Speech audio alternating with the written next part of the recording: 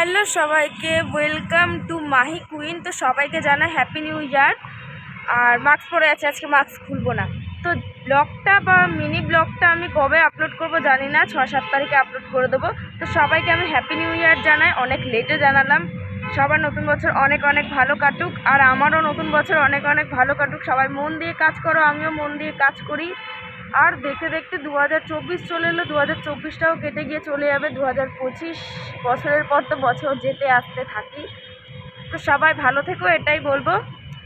আর বেশি বেশি করে ফলো করো, বেশি বেশি করে সাবস্ক্রাইবার করো।